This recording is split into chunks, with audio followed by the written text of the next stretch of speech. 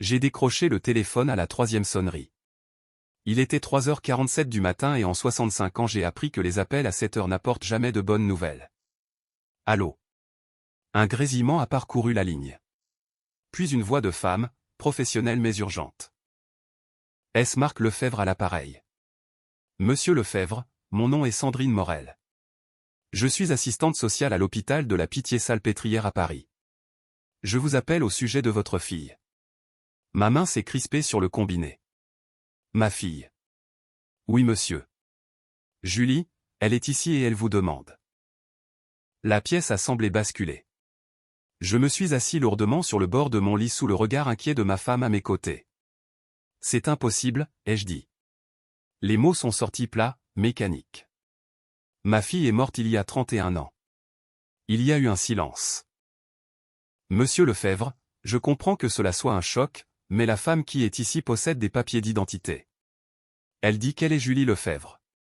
Elle a une tache de naissance sur l'omoplate gauche en forme de petite étoile. Elle dit que vous l'appeliez son étoile de chance quand elle était petite. J'ai arrêté de respirer. Personne ne savait cela. Personne à part la famille. Nous ne l'avions jamais mentionné dans les rapports de disparition. Jamais dit à la police. C'était notre secret, quelque chose que j'avais inventé quand Julie avait 3 ans et qu'elle était terrifiée par l'obscurité. Monsieur Lefebvre, je suis toujours là. Ma voix s'est brisée. Où avez-vous dit qu'elle se trouvait? À l'hôpital de la Pitié-Salpêtrière, au service psychiatrique. Elle a été admise il y a 2 jours après une intervention de crise. Elle est stable maintenant mais elle vous demande. Elle dit qu'elle sait enfin qui elle est. J'ai regardé l'horloge. 3h49. Paris était à presque 5 heures de route de Lyon. Si je tombais dans les bouchons. Je prends la route. J'ai raccroché avant qu'elle ne puisse ajouter quoi que ce soit. Avant que je ne puisse trop réfléchir à ce que je faisais, avant que 31 ans de deuil ne me dissuadent. Ma femme Hélène était maintenant bien réveillée, m'observant avec cette expression prudente qu'elle affiche quand elle pense que je vais faire quelque chose d'irréfléchi. Qui était-ce? Quelqu'un dit avoir retrouvé Julie. Elle s'est redressée brusquement. Marc, je sais. J'enfilais déjà mon jean, attrapant ma chemise de la veille sur la chaise. Je sais ce que ça implique, Hélène, mais elle connaissait la tache de naissance. Elle a parlé de l'étoile de chance. Le visage d'Hélène est devenu livide. Nous avions déjà reçu des appels au fil des ans, surtout durant la première décennie. Des escrocs, pour la plupart des gens qui avaient lu des articles sur notre fille disparue et pensaient pouvoir exploiter une famille en deuil. Nous avions appris à les repérer rapidement. Ils se trompaient toujours sur les détails. Mais l'étoile de chance, c'était différent. Je viens avec toi, a dit Hélène en attrapant déjà ses vêtements. Non, j'ai répondu plus doucement que je ne le pensais. Pas encore. Laisse-moi voir d'abord. Si c'est vrai, je t'appelle immédiatement. Si ça ne l'est pas, je n'ai pas pu finir cette phrase. Si ça ne l'est pas, je vais m'effondrer et j'ai besoin que tu sois ici, solide et entière, pour que j'aie un endroit où revenir. Elle a compris. Après 42 ans de mariage, elle comprenait toujours. Le trajet jusqu'à Paris a été les 5 heures les plus longues de ma vie. J'avais fait ce voyage des centaines de fois mais jamais ainsi. Jamais avec cet espoir terrible et fragile brûlant dans ma poitrine comme une braise ardente. J'ai laissé la radio éteinte. J'avais besoin de silence pour réfléchir, pour me souvenir, pour me préparer à ce que j'allais trouver. Julie avait 18 ans quand elle a disparu. Le 14 décembre 1993. Elle était allée chez une amie après les cours, ou du moins c'est ce qu'elle nous avait dit. Nous avons découvert plus tard qu'elle était en réalité allée voir un garçon. Pas le garçon que nous pensions, un gamin sérieux de sa classe de physique, mais un homme plus âgé, 24 ans, qui travaillait dans un garage à Saint-Denis. Ils s'étaient disputés. Il l'avait laissé à un arrêt de bus près de la place de la République à 23 heures. En colère et seule dans un quartier qui pouvait être rude la nuit. Elle n'est jamais rentrée à la maison. Pendant 3 ans, nous avons cherché, placardé des affiches, travaillé avec la police, engagé des détectives privés que nous ne pouvions pas nous permettre. Hélène a cessé de dormir. J'ai cessé tout ce qui n'était pas le travail ou les recherches. Notre mariage a failli s'effondrer sous le poids de l'absence. Puis en 1996, ils ont trouvé des restes. Une femme, âgée d'environ 17 à 20 ans, retrouvée dans une zone boisée près de Rambouillet. Les dossiers dentaires n'étaient pas concluants. Le corps était resté là trop longtemps, les dommages étaient trop importants. Mais il y avait d'autres indices. Une veste qui ressemblait à celle que Julie portait. Une bague en argent qui aurait pu être la sienne. L'équipe médico-légale s'est dite certaine à 70%. 70% avait suffi. Nous avons organisé une cérémonie, enterré un cercueil vide, essayé de continuer à vivre. Certains jours, j'arrivais même à me convaincre que j'y étais parvenu. Je suis arrivé à Paris juste après 8 heures du matin. L'hôpital de la Pitié-Salpêtrière s'étendait devant moi, un immense complexe devant lequel j'étais passé 1000 fois sans vraiment le voir. Maintenant, il se dressait devant moi, massif et indifférent. J'ai trouvé un parking, traversé l'entrée principale et demandé Sandrine Morel à l'accueil. Elle m'a rejoint dans le hall 15 minutes plus tard. La fin de la trentaine, des yeux bienveillants, le genre de visage qui avait vu trop de souffrance et restait pourtant compatissant. « Monsieur Lefebvre, merci d'être venu si vite. » Elle m'a serré la main. « Je veux vous préparer avant que vous ne la voyiez. » Julie a traversé un traumatisme important. Elle a eu ce que nous pensons être un épisode dissociatif déclenché par des souvenirs retrouvés. Elle a vécu sous un nom différent pendant les 3 dernières décennies. Quel nom? Marie Meunier. Elle était à Paris tout ce temps, Monsieur Lefebvre. Travaillant dans divers emplois, principalement dans la restauration. Elle a connu des périodes d'errance. Il y a 3 jours, elle a vu une affiche, l'une des vieilles affiches de disparition pour Julie Lefebvre. Quelqu'un l'avait partagée sur les réseaux sociaux dans le cadre d'une campagne sur les affaires non résolues. Quand elle a vu la photo, quelque chose s'est brisé en elle. Nous avons marché dans des couloirs qui sentaient l'antiseptique et la cire. Mon cœur battait si fort que je pensais m'évanouir. Elle a eu des flashbacks, a continué Sandrine. Des fragments de mémoire. Une maison avec des volets bleus. Une mère qui préparait des brioches à la cannelle le samedi matin. Un père qui lui avait construit une cabane dans le cerisier mais qui avait lui-même le vertige, alors elle devait monter la première pour vérifier si c'était sûr. J'ai arrêté de marcher. La cabane. J'avais oublié la cabane. Elle était dans notre jardin de l'ancienne maison, celle que nous avions vendue après la disparition de Julie parce que nous ne supportions plus de voir sa chambre vide. Je l'avais construite l'été de ses 9 ans. Elle avait ri aux larmes en me voyant trembler sur l'échelle, agrippant les barreaux si fort que mes articulations étaient devenues blanches. « Madame Morel, la cabane, ai-je dit. C'est moi qui l'ai construite. » J'avais une peur bleue du vide. L'expression de Sandrine a changé. Alors vous devez savoir avant d'entrer qu'elle aussi a peur. Elle a peur que vous soyez en colère. Peur que vous lui reprochiez d'avoir disparu. Peur que vous ne la croyiez pas. Ou pire, que vous la croyiez mais que vous ne vouliez plus d'elle après toutes ces années. C'est insensé. Le traumatisme n'est pas rationnel. Elle s'est arrêtée devant une porte numérotée 412. Elle est ici. Je vais vous laisser un peu d'intimité mais je serai juste devant si vous avez besoin de quoi que ce soit. Elle a poussé la porte. La chambre était petite. Une installation hospitalière standard, un lit, une chaise, une fenêtre avec des stores à demi tirés. Une femme était assise sur la chaise près de la fenêtre, à contre-jour du soleil du matin, si bien que je ne pouvais pas voir son visage clairement au début. Elle s'est levée quand je suis entré, lentement comme si ses jambes ne pouvaient pas la porter. Je ne pouvais plus bouger, plus respirer. Elle était plus vieille, bien sûr, 49 ans maintenant, pas 18. Ses cheveux étaient plus courts que ceux de Julie, plus foncés, parsemés de gris prématurés. Elle était trop maigre, son visage marqué par des années dont je n'avais pas été témoin. Elle portait des vêtements de récupération, un pantalon de jogging et un t-shirt délavé, et se tenait les épaules voûtées comme si elle essayait de se faire plus petite. Mais ses yeux étaient ceux de Julie. Cette même couleur inhabituelle, un gris-bleu avec des éclats de verre, la même façon de vous regarder, directe et légèrement défiante, même quand elle avait peur. Papa. Le mot m'a brisé. J'avais imaginé ce moment 1000 fois les premières années après sa disparition. Dans mon imagination, j'avais toujours été fort, calme, le pilier sur lequel elle pouvait s'appuyer. Au lieu de cela, je restais là à trembler, les larmes coulant sur mon visage, incapable de formuler une phrase.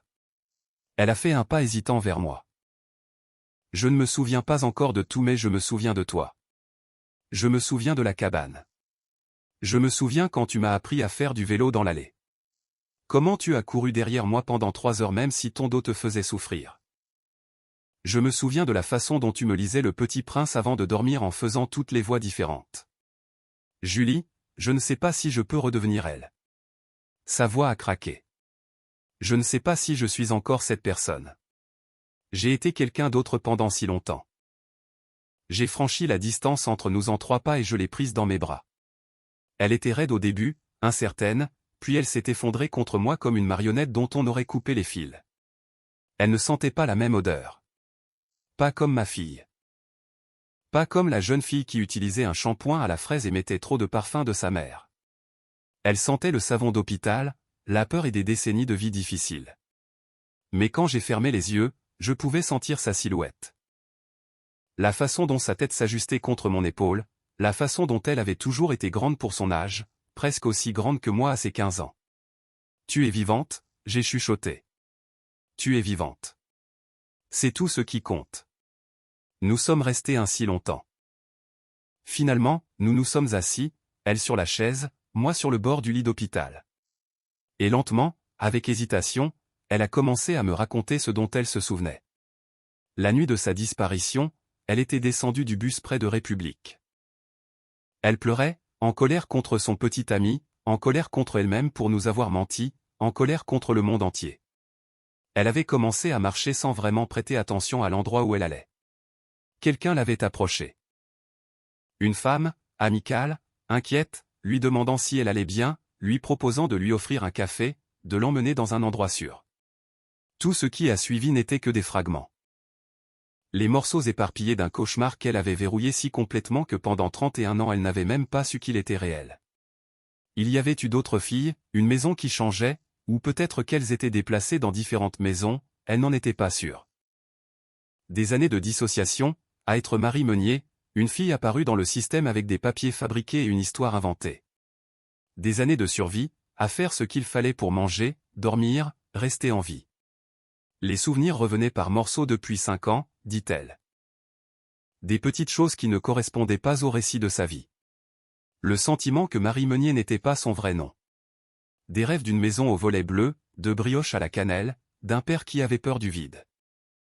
Mais ce n'est que lorsqu'elle a vu l'affiche il y a 3 jours, son propre visage de 18 ans la fixant depuis un partage sur les réseaux sociaux, que tout s'est écroulé. Je m'étais perdu moi-même, a-t-elle dit.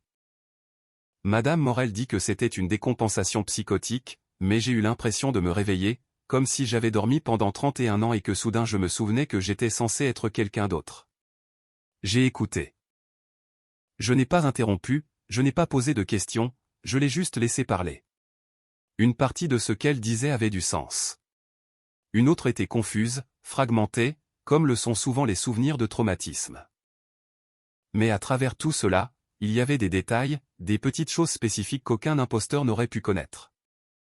La façon dont je brûlais toujours le popcorn les soirs de film, la cicatrice sur son genou quand elle était tombée de vélo à 7 ans en essayant d'impressionner le petit voisin.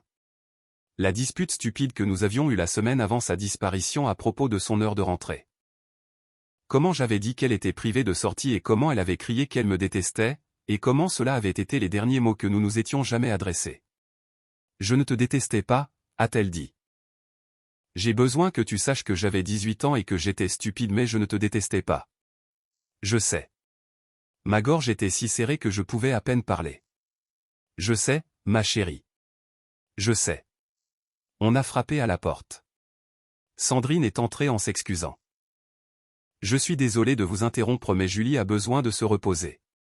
Et monsieur Lefebvre, il y a des choses dont nous devons discuter. Des questions pratiques. Nous sommes sortis dans le couloir. Sandrine gardait la voix basse. Nous devrons faire un test ADN pour confirmer son identité. Bien que d'après ce que vous m'avez dit, je ne pense pas qu'il y ait beaucoup de doutes. La police voudra l'interroger. Évidemment, il y a une unité spécialisée dans la traite des êtres humains qui va être très intéressée par son cas, et elle aura besoin d'une thérapie intensive. Monsieur Lefebvre, elle a vécu ce qui s'apparente à un effondrement complet de son identité. Le processus de reconstruction prendra des mois, peut-être des années. Quoi qu'il faille, elle l'aura. Il y a autre chose. Sandrine a hésité. Les restes que vous avez enterrés en 1996. Nous devrons les réexaminer. Si Julie est vivante, alors la fille de quelqu'un d'autre se trouve dans cette tombe. Une autre famille mérite de connaître la vérité. J'avais été tellement concentré sur le fait que Julie soit vivante que je n'y avais pas pensé. L'implication m'a frappé comme un coup de poing à l'estomac. Pendant 31 ans, nous l'avions pleuré, mais quelque part ailleurs, une autre famille cherchait peut-être encore, attendant des nouvelles qui ne viendraient jamais. Parce que nous avions pris le corps de leur fille et l'avions appelé nôtre. Je contacterai la police, ai-je dit. Aujourd'hui. Nous ferons tout ce qui doit être fait. Sandrine a hoché la tête. Je dois vous demander quelque chose de difficile, monsieur Lefebvre. Êtes-vous prêt pour cela? Pas seulement pour aujourd'hui mais sur le long terme. Julie n'est plus la jeune fille que vous avez perdue. Elle ne sera peut-être jamais plus totalement cette fille. C'est une femme de 49 ans avec 3 décennies de traumatisme et des mécanismes de survie qui pourraient être difficiles à comprendre ou à accepter pour vous. Ce ne sera pas une simple réunion de famille. C'est ma fille. Les mots sont sortis avec force. Je me fiche de ce qu'elle a dû devenir pour survivre. Je me fiche de ce qu'elle a fait ou de ce qu'on lui a fait. C'est ma fille et j'ai eu 31 ans pour faire son deuil. Je ne perdrai pas une seconde de plus. J'ai appelé Hélène depuis le parking de l'hôpital. Je lui ai tout dit. Elle était dans la voiture avant même que j'aie fini de parler. Elle ne voulait pas entendre parler de rester à Lyon. Et j'en étais reconnaissant. J'avais besoin de sa force, de sa certitude. Le test ADN a pris 10 minutes à réaliser et 2 semaines à traiter. Ce furent les 2 semaines les plus longues de ma vie. Plus longues encore que les 2 premières semaines après la disparition de Julie, car à l'époque j'avais encore l'espoir sans complications. Maintenant j'avais l'espoir mêlé de peur et de culpabilité, et un besoin désespéré que tout cela soit réel. Hélène et moi rendions visite à Julie tous les jours à l'hôpital. Julie, elle voulait qu'on l'appelle Julie maintenant. Elle disait que Marie Meunier devait être mise de côté. Elle devenait lentement plus présente. Les épisodes dissociatifs étaient moins fréquents. Elle se souvenait de plus en plus chaque jour.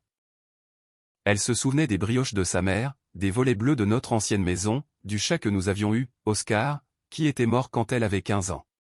Elle se souvenait aussi de choses que nous ne pouvions pas vérifier, des choses de ses 31 ans d'absence.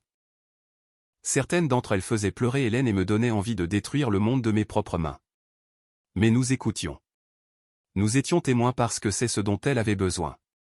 Les résultats de l'ADN sont tombés un mardi. Sandrine m'a appelé dans son bureau pour m'annoncer la nouvelle même si nous savions tous déjà ce qu'elle allait dire. C'est un match positif, monsieur Lefebvre. Julie est bien votre fille. J'ai hoché la tête. Je ne pouvais pas parler. J'ai juste hoché la tête. Il y a plus. La police a rouvert l'enquête sur les restes de 1996. Ils ont pu extraire de l'ADN et l'ont passé dans la base de données nationale. Ils ont trouvé une correspondance. La jeune fille dans la tombe était Clara Bernard. Elle avait disparu de Nantes en 1995. Sa famille a été prévenue. Une autre famille, ai-je pensé. Un autre père qui avait passé des décennies sans savoir. Au moins maintenant, ils auraient des réponses. Au moins maintenant, ils pourraient enterrer leur véritable fille, lui dire un vrai adieu. Cela ne rendait pas ce qui était arrivé à Clara acceptable. Rien ne le pourrait, mais peut-être que cela donnait à sa famille un peu de paix. Julie est rentrée 3 semaines après ce premier appel. Pas dans la maison que Hélène et moi avions maintenant, un appartement à Lyon acheté après le départ des enfants, mais dans un petit studio que nous l'avons aidé à louer à Paris. Elle n'était pas encore prête à quitter la ville. Elle avait besoin d'être proche de son équipe thérapeutique, de Sandrine, du monde qu'elle connaissait en tant que Marie Meunier. Même si elle laissait doucement cette identité derrière elle, nous l'avons aidée à l'aménager. Hélène lui a acheté de la vaisselle, des serviettes et un fauteuil confortable. Je lui ai construit une étagère en la taquinant sur le fait que je n'étais toujours pas doué avec un marteau après toutes ces années. Elle a souri à cela, un petit sourire fragile mais réel. Nos fils sont venus la rencontrer. Ce fut difficile. Thomas et Nicolas avaient 14 et 11 ans quand leur grande sœur avait disparu. Ils se souvenaient d'elle mais leurs souvenirs étaient des souvenirs d'enfance, peu fiable et embellie par le temps. La femme qu'il rencontrait maintenant était une étrangère qui partageait leur ADN, mais ils ont essayé. Ils ont apporté des photos, aidé à combler les lacunes de sa mémoire. Thomas lui a parlé de ses enfants, sa nièce et son neveu qu'elle n'avait jamais rencontrés.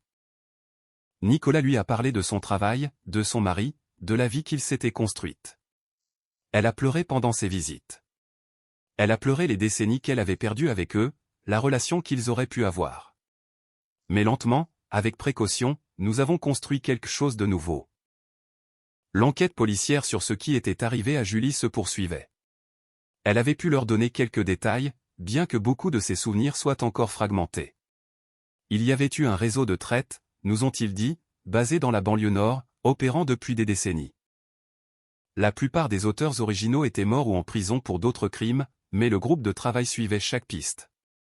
Julie a témoigné à huis clos.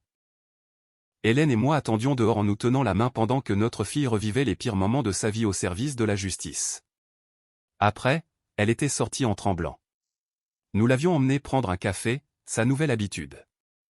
Elle buvait du café constamment.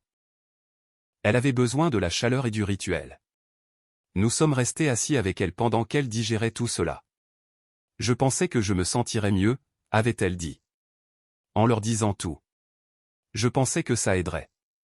Est-ce que ça aide? Je ne sais pas encore. Elle avait entouré sa tasse de ses mains, fixant le liquide sombre. Demande-moi peut-être dans un an.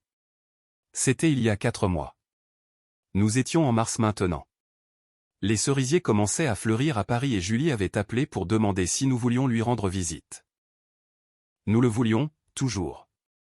Elle nous a accueillis à la porte de son appartement et j'ai été frappé par son changement d'apparence. Elle avait pris du poids. Une bonne chose car Hélène ne cessait de dire qu'elle était dangereusement maigre quand nous l'avions retrouvée. Ses cheveux avaient poussé, laissant apparaître davantage cette couleur auburn dont je me souvenais de son enfance. Elle portait un jean et un pull qui lui allaient vraiment, pas les vêtements de l'hôpital. Elle ressemblait davantage à elle-même. Pas à la jeune fille de 18 ans qui avait disparu, et pas entièrement à Marie Meunier non plus. Quelqu'un de nouveau, quelqu'un qui apprenait à être les deux. J'ai fait du café, a-t-elle dit. Puis, presque timidement. Et j'ai essayé de faire des brioches à la cannelle. La recette de maman. J'ai dû l'appeler 3 fois pour y arriver et elles ne sont certainement pas aussi bonnes que les siennes. Mais elles seront parfaites, a dit Hélène en la serrant dans ses bras.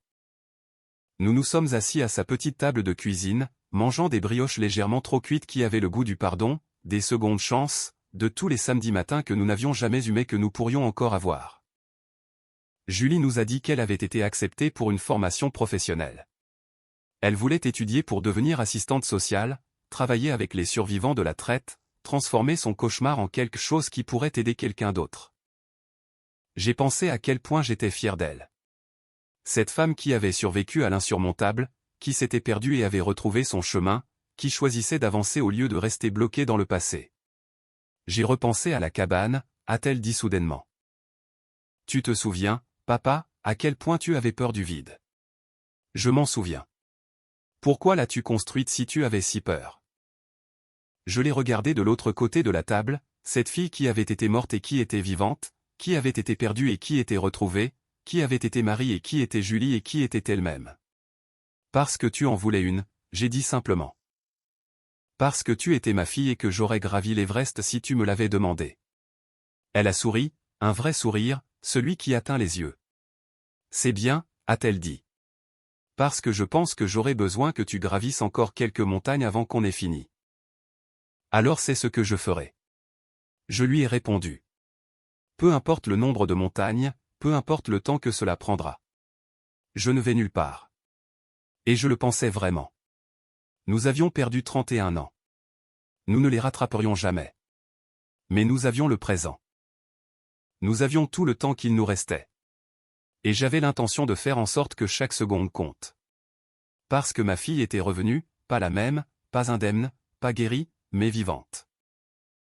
Cette histoire nous rappelle avec une force incroyable que l'espoir n'est jamais vraiment mort, même après 3 décennies de silence et de deuil. Le parcours de Marc et Julie illustre parfaitement la résilience de l'esprit humain face aux traumatismes les plus profonds. Ce récit nous montre que l'identité n'est pas quelque chose de fixe, mais une construction qui peut être brisée puis reconstruite avec de l'amour, de la patience et du soutien. La leçon la plus poignante ici est peut-être celle de l'acceptation. Marc ne cherche pas à retrouver la jeune fille de 18 ans qu'il a perdue, il accepte la femme de 49 ans que la vie lui a rendue, avec ses cicatrices et son passé complexe. C'est une magnifique preuve d'amour inconditionnel qui nous pousse à réfléchir sur nos propres liens familiaux et sur la capacité que nous avons à pardonner le temps perdu. La fin de l'histoire, avec ce projet de devenir assistante sociale, montre que la guérison passe souvent par la transformation de sa propre souffrance en un outil pour aider les autres. C'est un message de victoire sur l'obscurité. Et vous, qu'en pensez-vous? Auriez-vous eu la force de Marc d'attendre et de croire pendant 31 ans? Comment réagiriez-vous si un proche disparu refaisait surface après tant d'années avec une vie totalement différente? Partagez vos réflexions dans les commentaires, cela m'intéresse beaucoup de connaître votre point de vue sur cette reconstruction familiale.